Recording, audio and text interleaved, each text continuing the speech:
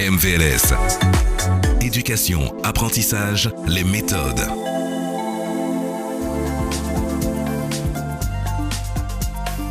Absolument, et on va parler chlordécone pour cette dernière heure ensemble avec nos invités. On va parler éducation, chlordécone et pesticides. Nos invités sont Vicky Poulin-Catan, que vous connaissez, qui est consultante, formatrice, doctorante. Elle est là le lundi, tous les lundis.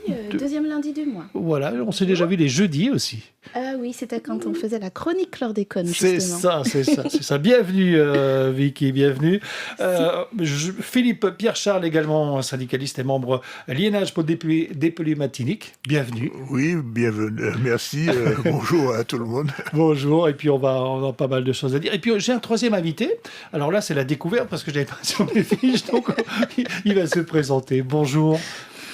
Oui, bonjour, Gaël Bianfin-Diomène, je suis chercheur en santé publique et je suis ingénieur social également. Chercheur en santé publique, ça tombe bien dans l'émission, on a pas mal de choses à dire. Alors, le chlordécone, donc pesticide pouvant entraîner des risques sur la santé humaine, on le rappelle, qui a été utilisé dans les bananeraies chez nous aux Antilles jusqu'en 1993.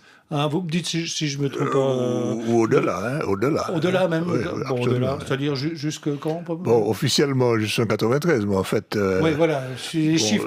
Les stocks qui avaient été commandés juste avant que finisse la dérogation. On a été plus loin, quoi. Étaient tels que J'ai et puis on a des témoignages aussi d'ouvriers agricoles qui ont témoigné officiellement pour la justice qu'ils ont été sommés de répandre le chlordécone bien après 93. Voilà. Donc t'es pas loin de 2000, C'est ça, oui. Dépassé, ça absolument. C'est vérifiable. Bon, allez, c'est une entrée en matière. Donc, c'est très persistant, vous le savez, il a contaminé durablement les sols, l'eau et impacte encore aujourd'hui les cultures et les productions animales. Qui prend la parole ? Vicky, alors moi, je vais peut-être poser le pourquoi nous sommes ici aujourd'hui, Absolument. En fait, on est dans une chronique éducation, et moi j'ai voulu m'interroger, parce qu'on va dire que d'épinant-ni non, en fait, maintenant. Donc on va sur le terrain, les militants, les institutions suivent bon gré mal gré et prennent des initiatives aussi de sensibilisation. Donc aujourd'hui, la sensibilisation au chlordécone, elle est partout. Il suffit de regarder la télé, la radio, les spectacles, les affiches, elle est partout. On a des droits ouverts aussi autour de la prévention, en tout cas les actions curatives par rapport à l'empoisonnement au chlordécone. Et en fait, on se rend compte que malgré les actions, toutes les actions et toutes les formes d'action, finalement, la mobilisation visible, je parle de la mise en action visible, et n'est peut-être pas celle qu'on attendrait. Tous ceux qui mobilisent, qui sont dans cette action de mobilisation. Et donc, je viens poser la question aujourd'hui. Nous venons poser la question aujourd'hui aux auditeurs et aux éditrices. Mais pour qui ça ? Qu'est-ce qui cloche ? Pour qui ça ? Toutes ces mobilisations, finalement, nous pas qu'à de façon, je dis bien, visible, tangible, nous pas qu'à une appropriation de toutes ces informations qu'on donne année après année. Voilà. Et selon, là c'est des choses que j'avais également récupérées, surtout vous me le dites si jamais je me trompe, monsieur Philippe Pierre-Charles, parce que vous êtes plus connaisseur que moi et on va vous donner la parole dans un instant, mais selon une étude menée par des scientifiques français, dont les conclusions ont été publiées dans des revues environnementales, sciences et technologies, l'utilisation du glyphosate dans les cultures locales favorise l'érosion des sols et la libération de la chlordécone qu'ils retiennent. Absolument. La combinaison glyphosate-chlordécone aggrave les choses et il est assez déplorable qu'on continue, il y a l'autorisation de continuer l'utilisation du glyphosate au niveau des plantations. Je pense que ça, c'est l'un des problèmes actuels, de même que la nécessité du combat, elle ne cesse pas, puisque on vient d'apprendre qu'il y a une décision, enfin, il y a une loi qui a été votée pour permettre le retour à l'utilisation de l'épandage aérien sur les plantations de bananes lorsqu'il y a une pente. Donc vous êtes en train de nous dire que ça recommence. Oui, enfin, la question de l'épandage, c'est pas tout à fait la question du chlordécone directement, puisque le chlordécone n'était pas répandu par épandage aérien, mais c'est des pesticides, c'est des pesticides que l'on déverse comme ça, et le retour de cette autorisation de l'épandage est une mauvaise nouvelle. Ça avait été supprimé après l'intervention de Ségolène Royal il y a quelques années, mais ça revient, et donc il y aura à faire le combat encore. C'est ce qui nous montre que la question du chlordécone, il ne faut pas la voir de manière isolée. Il faut la voir dans un ensemble de problèmes, de pesticides. Et elle a tellement d'aspects sanitaires, aspects sur l'agriculture, sur l'environnement, sur les conséquences économiques, les aspects judiciaires. Bon, il y a beaucoup d'aspects. C'est ce qui rend le combat difficile, nécessaire, difficile. Mais c'est ce qui permet d'avoir peut-être un regard un peu nuancé quand même sur sa permanence, sur ses rythmes, sur sa durée, sur son importance. Il ne faut pas oublier quand même que le 27 février 2003, il y avait quand même plus de 10 000 personnes dans la rue qui manifestaient. Absolument. Ça. Bon, c'est quand même colossal. On n'avait rien vu de tel depuis 2009. Donc il y a une mobilisation avec ses hauts, ses bas, avec ses difficultés. Donc il faut situer les choses, je pense, beaucoup dans le temps pour bien mesurer. Bon, en tout cas, aujourd'hui, le combat continue. Demain soir, à la maison syndicale, il y a une grande rencontre avec des avocats qui vont apporter des éléments tout à fait actuels sur les procédures. Il y a plusieurs procédures judiciaires. Il y en a une sur le tribunal administratif, il y en a une autre au niveau pénal, il y en a d'autres au niveau civil, et on va parler un peu de ça demain avec les avocats en question, demain soir à 18h à la maison des syndicats. Donc c'est la preuve que les choses continuent. C'est en cours. Oui, Vicky. Non, effectivement. Tu aussi oui, j'écoutais attentivement, c'est une constance, de toute façon. Et c'est vrai que cette problématique est une problématique, c'est un agglomérat, finalement, de problématiques. La question du chlordécone et des pesticides. Je pense effectivement que Guy-Albert Ruffin-Duhamel peut nous en dire un rayon en termes de santé publique. On va y venir, parce que, mon Dieu. Il y a aussi un phénomène qui se passe, c'est le réchauffement climatique. Ça, c'est quelque chose qui est un peu aussi, on va en parler peut-être. Qui est très sous-estimé dans la conscience et pourtant. Mondiale. Mais on va vers des choses qui seront véritablement catastrophiques. Et là, on peut même dire que pour empêcher cette évolution, il est trop tard. On aura des catastrophes climatiques dans les années qui viennent. Ce qu'on peut faire maintenant, c'est essayer d'abord s'adapter et ensuite empêcher que, dans une trentaine d'années, ça ne finisse dans la catastrophe vraiment apocalyptique, quoi. Donc, il faut agir aujourd'hui, mais l'action qu'on peut faire aujourd'hui ne va pas empêcher les catastrophes dans les années qui viennent. L'action aujourd'hui, c'est pour sauver ce qu'on peut sauver dans une trentaine d'années, je pense. Il y a aussi, puisqu'on parle, je vous le rappelle, si vous venez peut-être de nous rejoindre, l'éducation chlordécone et pesticides jusqu'à 11h. Le désherbage également qui détruit les racines, qui favorisant au passage de l'érosion des sols lors des pluies, ainsi que la remise en circulation du chlordécone, par exemple dans la nature. Ça aussi. Oui, le chlordécone s'infiltre partout. On a parlé On a parlé des rivières, on a parlé des nappes phréatiques, il faut parler des mers côtières aussi qui sont impactées. Et puis, lorsque ça arrive dans les organismes animaux et humains, on parle souvent du taux de chlordécone dans le sang, mais bon, qu'en est-il des organes eux-mêmes lorsqu'ils sont atteints? Bon, vraiment, c'est une... On est encore, j'ai envie de dire, pas à la découverte, parce que bon, on a appris des choses sur le chlordécone, mais au niveau humain, on a encore des choses qu'on va découvrir peut-être. La science a beaucoup de travail à faire sur ça, c'est clair. C'est pas... Il y a des travaux qui se font, qui se continuent en ce moment. Bon, voilà.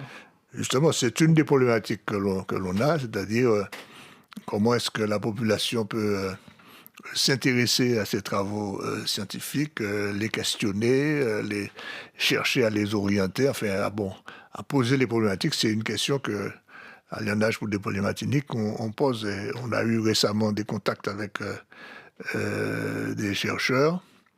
Bon, il y a un événement qui se prépare pour cela, et bon, on est un petit peu critique sur la manière dont ça se prépare. Mais bon, c'est une question. La question de la recherche scientifique est absolument vitale dans ce problème. Je pense qu'on a quelqu'un qui... La transition est toute faite pour la suite. Mais on fait juste une petite pause et après, on est avec vous. À tout de suite.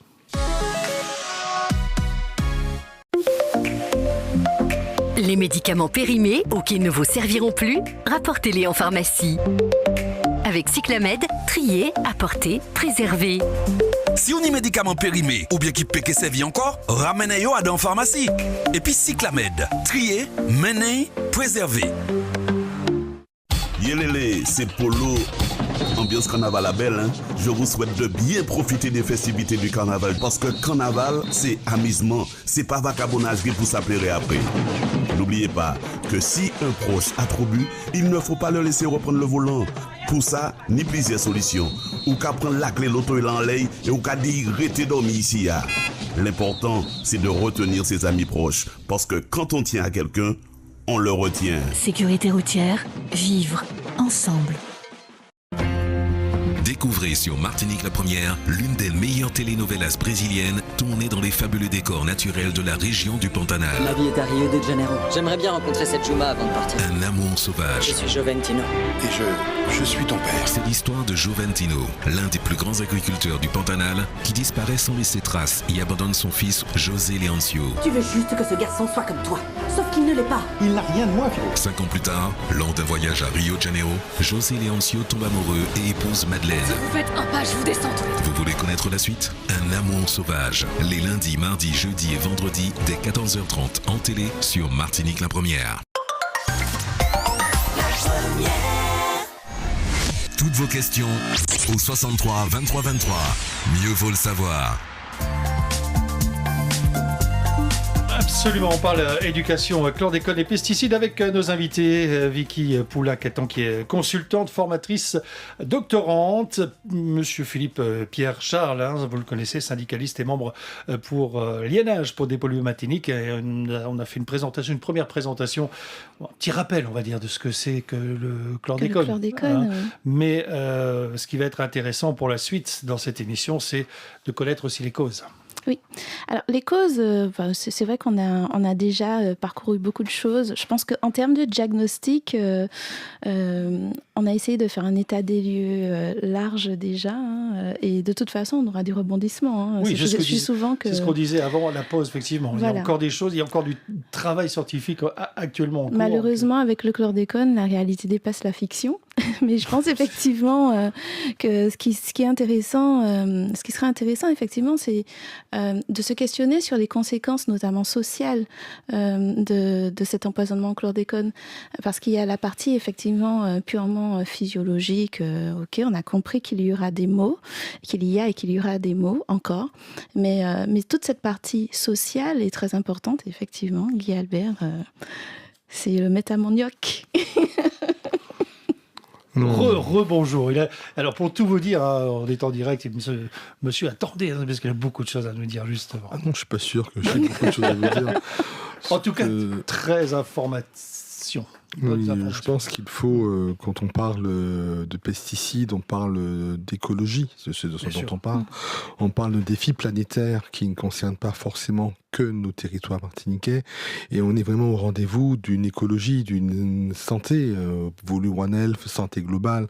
Donc je crois que c'est quand même important, mais pour venir un peu plus proche de nous cette fois-ci, tout ce qui se dit, tout ce qui se pense, tout ce qui se travaille autour de la chlordécone, ça suppose également de véritables défis qui sont multidimensionnels.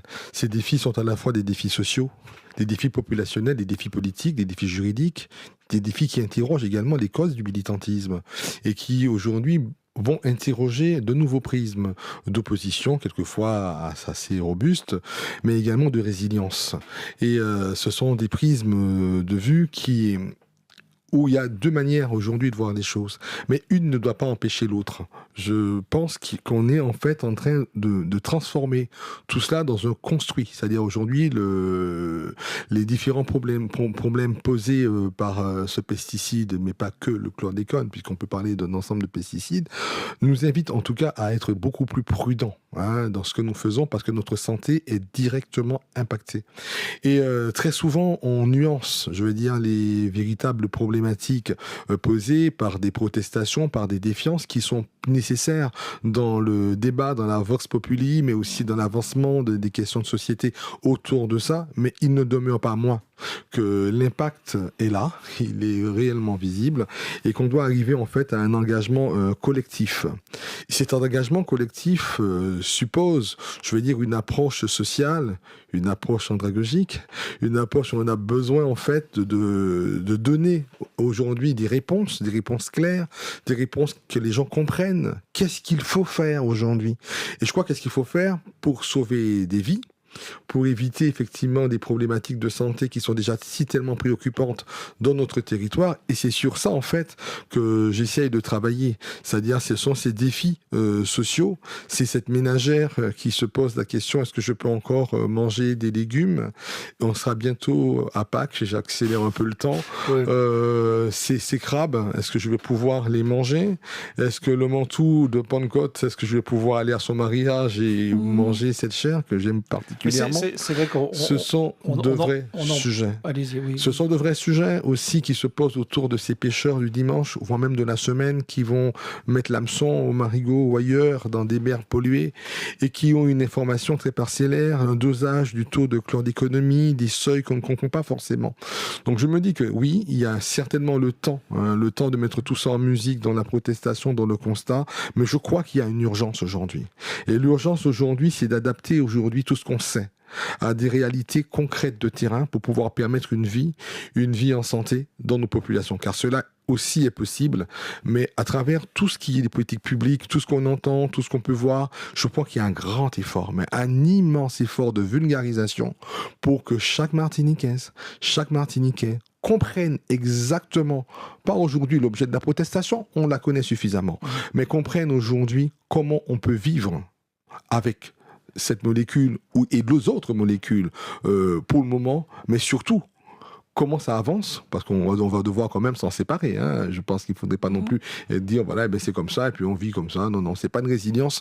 Mais comment on progresse avec ça et qu'aujourd'hui, qu'est-ce qu'il existe concrètement pour qu'on puisse continuer à boire et à manger sans forcément mettre sa vie en danger. Se poser la question. C'est ça. C'est pour ça que je veux bien dissocier aujourd'hui, c'est l'objet de ma recherche, le contexte à la fois scientifique dur sur les causes, qu'est-ce qu'il faut faire, comment on s'en sort, la protestation juridique et politique est très souvent médiatique et la vie sociale de tous les jours. Alors, vous souhaitez intervenir, il n'y a aucun souci, le standard est ouvert, 63 23 23, c'est M. Guy Albert, Ruffin, à l'instant, vous venez d'entendre, qui est, je le rappelle, ingénieur social, doctorant en recherche clinique, innovation technologique, santé publique, voilà. Vous êtes très complet. Je préciserai juste une chose, parce que c'est vrai que Guy Albert a dit beaucoup de choses, on va juste peut-être simplifier, moi du coup je reviens dans mon domaine de recherche qui est l'éducation, et l'éducation des adultes. Juste une chose en fait, très simple et en même temps très complexe à faire aujourd'hui, c'est de procéder en Martinique à l'établissement d'une stratégie d'éducation des adultes au développement durable, pratico-pratique. Tout ce dont on parle là, c'est du développement durable. Et effectivement, tant que nous verrons la chose développement durable comme quelque chose d'hors-sol, de très scientifique, de très contraignant, et que nous ne réfléchirons pas, nous ne penserons pas pratico-pratique, nous avons des problématiques. Il faut que nous pensions à vivre avec ou autrement, et pour sursoir à.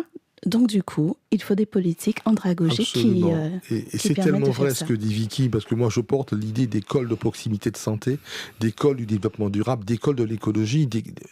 Quand je dis école, n'entendez pas de grands trucs, mais vraiment des masterclass version très populaire, des classes où le aller vers, je dis bien le mot aller vers a tout son sens, avec effectivement des messages de contexte, des messages du terrain et des messages qui répondent pas à nos besoins et à nos attentes, mais à des messages non démagogiques qui donnent de vraies solutions. Je pense qu'aujourd'hui, la Martinique a vraiment besoin de pas de comprendre, parce que là, c'est déjà suffisamment fait et redit, mais de savoir comment on fait. Autrement dit, en créole, qui ça nous a fait actuellement. Voilà, exactement. Mais moi, ce que j'aimerais souligner, c'est comment tous les aspects sont étroitement liés.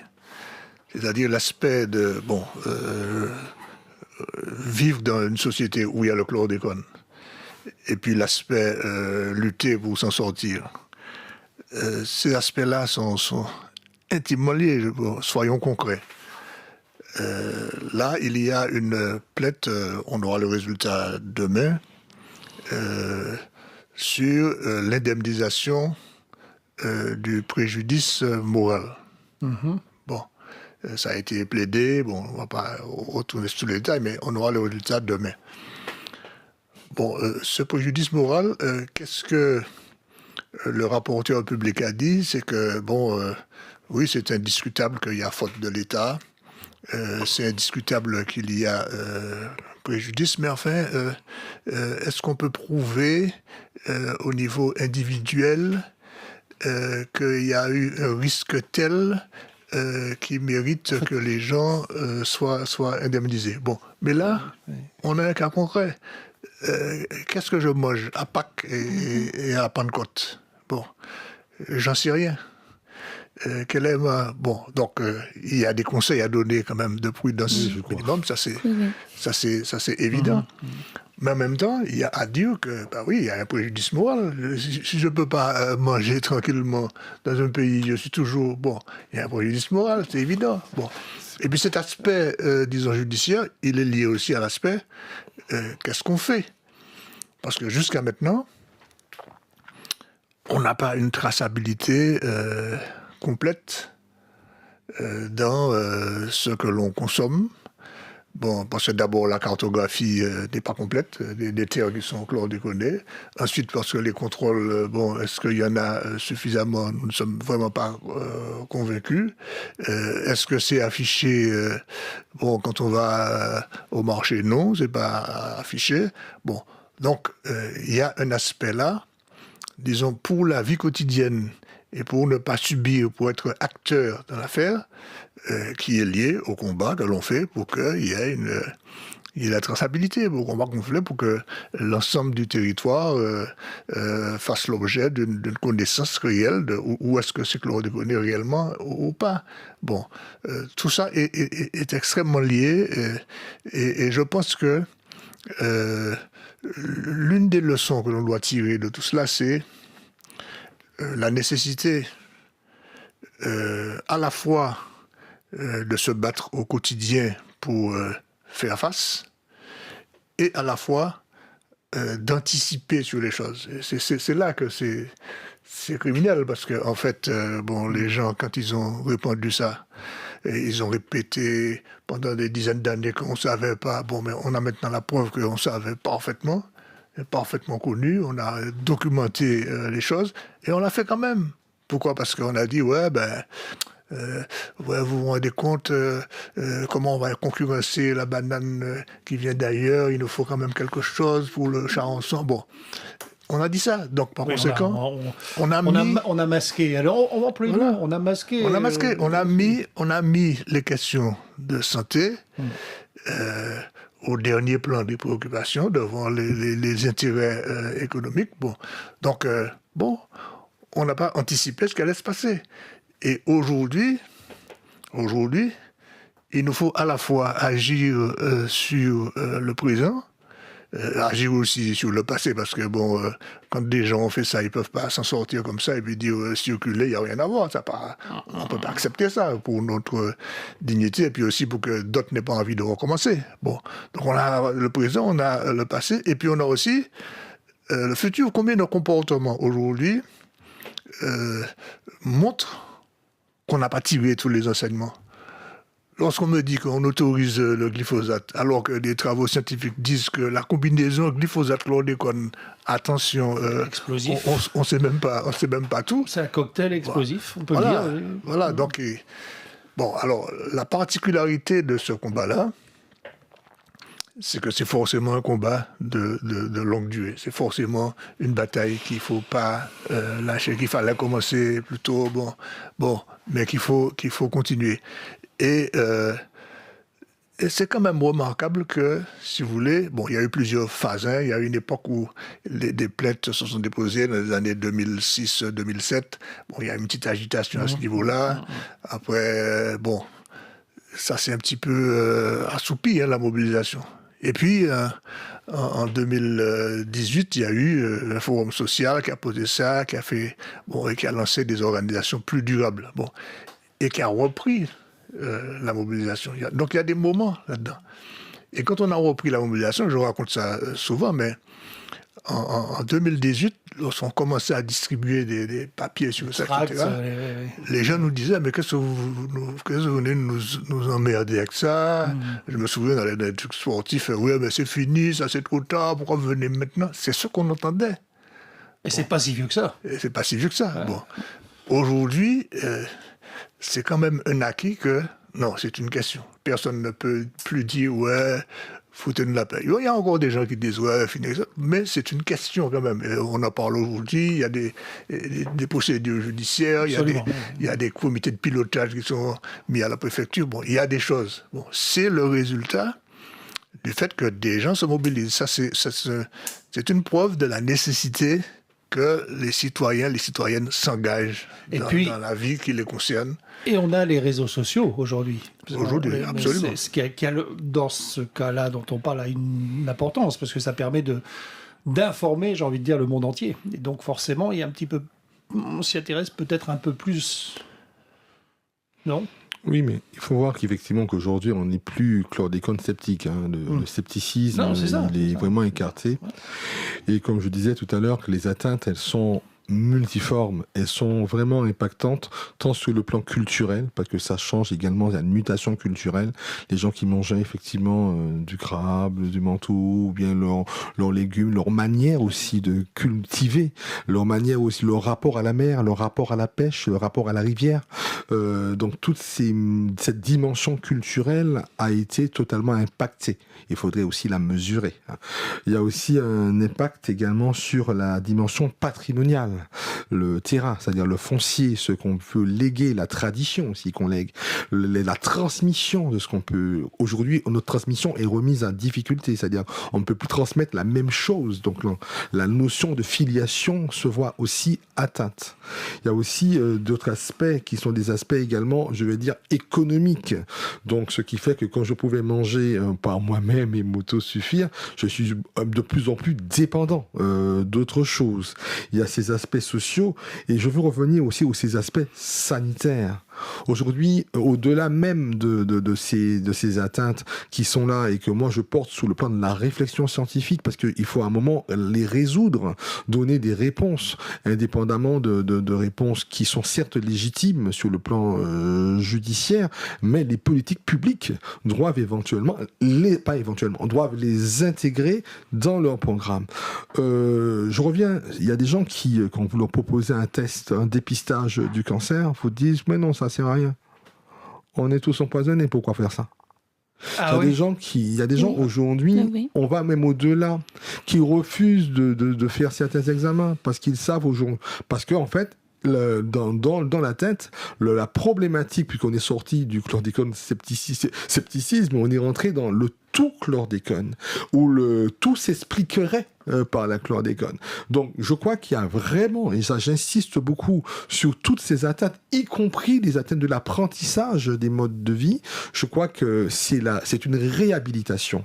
Je crois que les personnes aujourd'hui victimes de ça doivent être réhabilitées dans l'ensemble de leurs droits sociaux, que ce soit des droits patrimoniaux, des droits culturels, etc.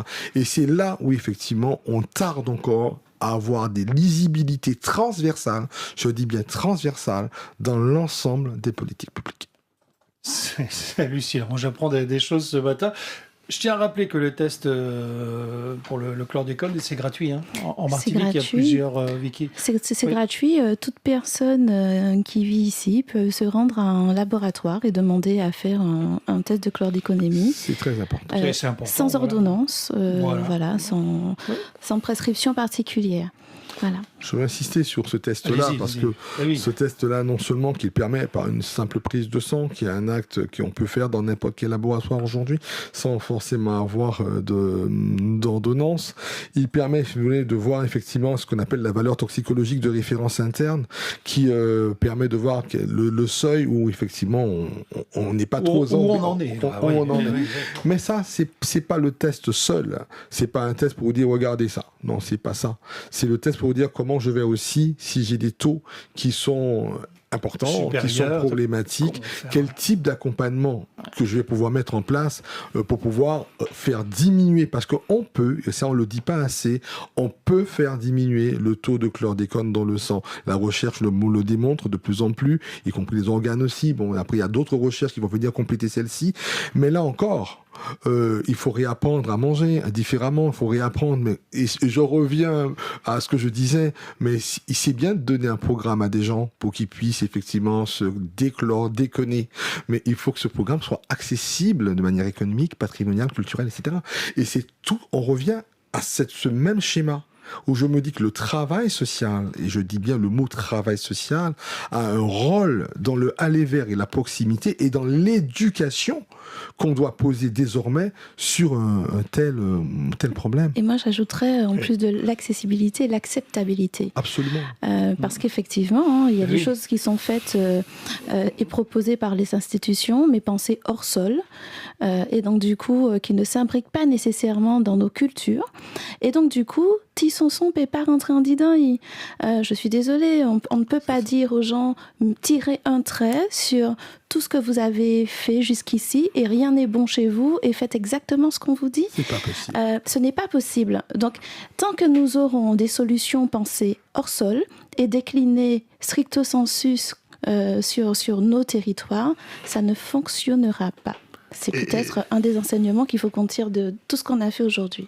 Et en même temps, il faut se servir de tout ce qui existe, tout ce qui a été acquis, tous les résultats. Exactement. Et de ce point de vue, je pense qu'il faut donner l'information importante quand même que à l'hôpital public, il y a maintenant un service le CRPPE qui s'occupe spécifiquement des maladies liées à l'environnement, dont la question du chlordécone, où on peut aller faire des consultations. Le professeur Rizer est là. Rizer, qui fait un travail formidable. Et il y a un travail qui se fait, et bon, c'est pas assez connu, il faut le dire aux personnes, il faut que... Et c'est pour ça qu'on en parle. Voilà, quand on a fait... Merci Federica. Et moi je voudrais... Quand on a fait le test, on a un résultat, on peut se rendre à et moi l'hôpital justement, je voudrais, parce que nous qu'à parler, mais je voudrais vraiment dire un bel rouleau bravo, les militants.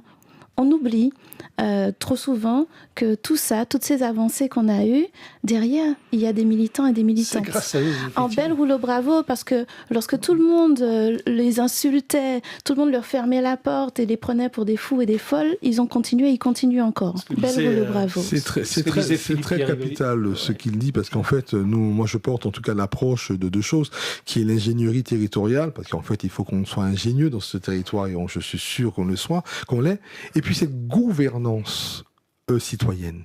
Et quand je parle de gouvernance, je ne parle pas de participation. Hein. Je dis bien le mot gouvernance. Et je l'emploie totalement à dessein, où le militantisme tel qu'il est aujourd'hui exprimé, et en Martinique c'est un cas d'école mais qui est formidable, parce que quand vous voyez aujourd'hui le travail qui est fait par les militants, c'est un travail vraiment qui nécessite notre admiration et nos encouragements. Ce militantisme aujourd'hui a produit des effets notamment de transformation durable dans la prise de conscience. Et je pense que c'est au nom du respect justement de ce même travail des militants qu'on doit aujourd'hui, quand on a posé des constats aussi graves qui impactent la santé des populations, poursuivre justement avec une cette technicité, et c'est là où intervient cette fois-ci l'ingénierie territoriale, comment on arrive au bout de ça. C'est important, je portais il y a quelques années encore, où j'encourage, et c'est dommage que ça n'aille pas assez vite, il faut quand même à un moment qu'on ait un centre d'interprétation, un endroit, pas un musée, mais un centre d'interprétation où on pose du pédagogique, où les personnes peuvent aller voir comment c'est à Karosama quoi une molécule de chlordécone, comment ça rentre dans les sols, il faut aujourd'hui miser sur la proximité, le toucher de la chose. Et c'est totalement immatériel. Vous imaginez pas, on vous parle de ce que vous n'allez jamais voir concrètement. On vous dit de vous battre contre une mise totalement invisibilisée. Aujourd'hui, je crois qu'on a besoin de représentation.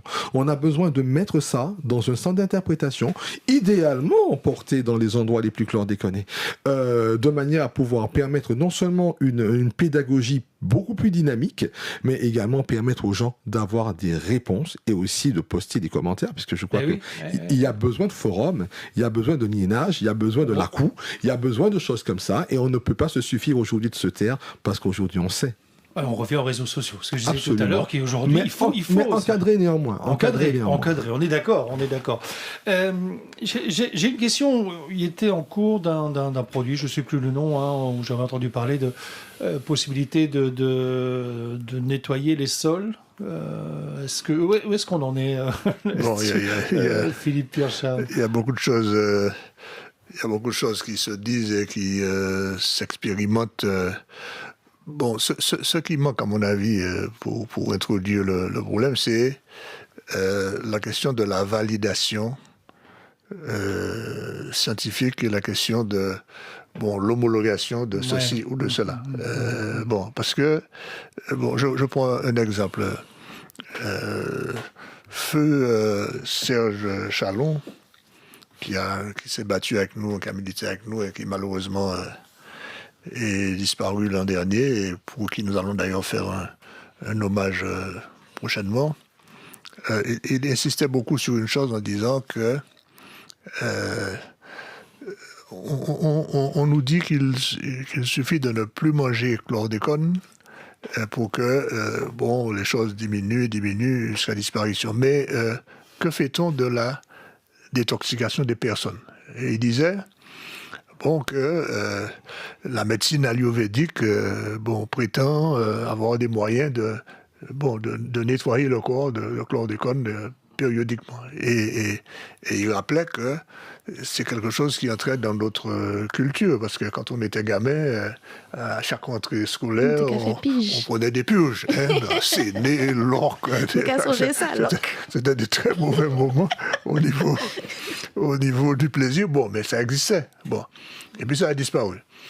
Pourquoi ne pas renouer avec, disons, non pas les produits qui sont peut-être sans doute dépassés, enfin on peut faire mieux, je pense, que ça, mais avec l'idée que on se nettoie l'organisme à période, parce que on a beau dire qu'on va pas manger ceci, pas manger cela, mais on va partout, on mange ça, on reprend. Donc il faudrait simplement que les services de l'État, puisque c'est quand même eux qui ont une responsabilité principale en matière de mesures qu'ils peuvent prendre, décident que la recherche fait une expérimentation pour mesurer l'efficacité de ces techniques de détoxication. Bon, comme ça, on aura quelque chose. Voilà, oui, ça marche pas. Et puis on verra. Parce que si là, ça marche pas, on cherche autre chose. ça n'a pas été testé encore. Ça n'a pas été testé, à notre connaissance. On est fatigué de... On est bien... C'est pour on ça est fatigué de le demander. Oui. Bon, mais je crois qu'il faut alors, rester au niveau quand des même prudent.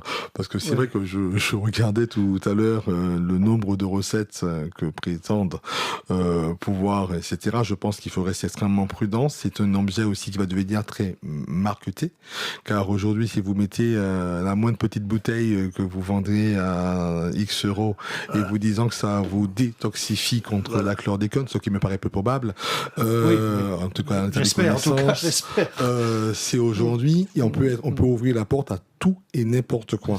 Et c'est pour ça que je rejoins sans aucune réserve notre collègue Pierre Charles, cette validation scientifique. Et je pense qu'il faut vraiment avoir cette complicité relationnelle avec son médecin traitant.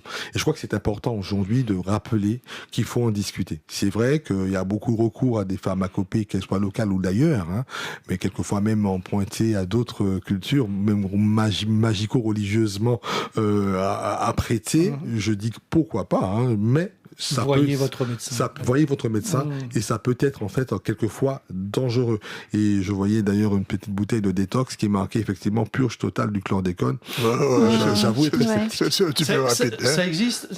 Vous avez vu ça? Bien sûr, mais allez-vous des marchés, quand vous vous trouvez sur des marchés, parce qu'aujourd'hui c'est marketé. Parce que vous avez aujourd'hui une population qui a tellement peur et qui sait aujourd'hui le danger, parce qu'on le lui a dit. Donc le moindre produit, le moindre leader qui prétendrait, c'est une niche supplémentaire. Donc il faut rester quand même extrêmement prudent. Il faut être organisé. Oui. Et sur la question des terres, de dépollution des terres, la problématique est très très voisine parce que il y a des jeunes agriculteurs qui sont tout à fait sérieux et respectables et d'ailleurs qui mènent souvent les combats avec nous, qui expérimentent des choses, en particulier avec les plantes. Avec des plantes qui peuvent les racines enlever la chlordécone. Absorber, il y a aussi des travaux qui ont été faits qui montrent que l'on peut enlever en laboratoire la chlordécone dans des bouts de terre. On peut faire ça et ça fonctionne. In vivo... Même au micro-ondes, 10 minutes, à ce qui paraît. Voilà, j'ai lu ça aussi. C'est vrai, je vous dis, au micro-ondes, 10 minutes. J'ai lu ça aussi, oui. Mais in vivo, c'est autre chose, parce que la Terre, elle a une surface. Et comment faire pour prendre en compte tout cela, toute cette dimension? Ça n'est pas tout à fait évident. Mais je pense que là aussi, l'un des agriculteurs qui avait fait une proposition avait postulé pour être pris comme... comment on appelle ça, lorsqu'on fait une proposition, un appel d'offres, il avait candidaté. Oui, pour déposer son idée. Et ça n'a pas été retenu. Et je ne sais pas si les conditions du choix et de la réponse étaient des conditions si contrôlées du point de vue démocratique. Je pense que c'est une question qu'il faut continuer à fouiller, sans jeu de mots, en expérimentant et en essayant de valider les choses. C'est ça, c'est ce qui avec un contrôle de la population. Et je parlais tout à l'heure d'un contact que nous avons eu, parce que nous avons participé à un colloque sur les sciences sociales et chlordécone, à l'université, il y a quelques... Et au niveau scientifique, on a voulu voir les choses aussi avec les sciences dures. Et donc, il y a quelque chose, mais on va en reparler. Il faudrait que l'on puisse faire en sorte que la société ait un droit de regard plus important. Gouvernance citoyenne. Il faut que cet organe-là qui soit porté par une politique publique structurée où les gens peuvent s'exprimer, pas pour participer, mais pour pouvoir vraiment compter dans les décisions. Et je pense que ce problème est suffisamment grave pour qu'on puisse pas aujourd'hui donner la parole franchement décidante aux populations. Deux mots, développement durable. Voilà. Et un dernier mot, si je peux, c'est pour... On a une minute, allez-y. C'est pour inviter vraiment toutes les personnes qui sont intéressées par cette problématique à venir demain soir à la maison du syndicat. Il y aura là Maître Legvac à 18h. 18h, d'accord. Il y aura Sabrina Cajoli qui a fait un travail très important sur la question de la charte des droits sociaux du Conseil de l'Europe. La France nous a exclus du bénéfice de cette charte-là. Il va expliquer un petit peu ça. Bon, c'est un peu lié aux questions droits sociaux, écologie, la question de l'eau. Bon, elle va nous présenter tout ça. Donc je pense que demain soir, on a un rendez-vous militant et citoyen et d'information. Voilà. Information, c'est important. Il serait important qu'on y vienne nombreuses et nombreux. Voilà, pour en apprendre encore et encore, parce que c'est vrai qu'on a fait une heure qui a passé très très vite. Le mot de la fin, Vicky, très vite. Du coup, j'invite tout le monde à se rendre au colloque de demain. Et puis, Paladje, tout ça qui a goûté, qui a cherché solution, qui a gardé, qui m'en nous peut trouver une solution. Paladje, nous besoin d'autres, nous tous là, pour nous avancer en les bagailles lors des comptes là. Nous qui arrivons. Voilà. Et puis, surtout, j'ai oublié l'essentiel. Un bel gros boba, Federica, si tu nous écoutes. Elle nous écoute et j'en suis persuadé. Et elle sera de retour demain. Je pense qu'il y aura d'autres émissions. Ça, j'en suis persuadé parce qu'on va continuer à suivre tout cela de très très près. Merci à vous, Guy Albert Ruffin du Hamel, de vous être déplacé. Je rappelle que vous êtes ingénieur social, également doctorant en recherche clinique, innovation, technologie, santé publique. Vous avez appris pas mal de choses ce matin. Philippe Pierre Charles, évidemment membre du Liénage pour dépolluer matinique, syndicaliste. Et Panimoli. Panimoli. Surtout pas. Et Vicky Poulain, que vous connaissez, qui vient régulièrement avec Fédé également. Tu vas continuer? Oui, mais bien sûr. Une fois par mois. D'accord. Écoutez, merci à tous les trois. On a encore plongé dans ce combat, on va dire, et on va continuer. Merci Enchaille. Merci. Il est déjà 11h sur Martinique la première, l'information nationale et internationale. Et à suivre, Back to Can avec Polo.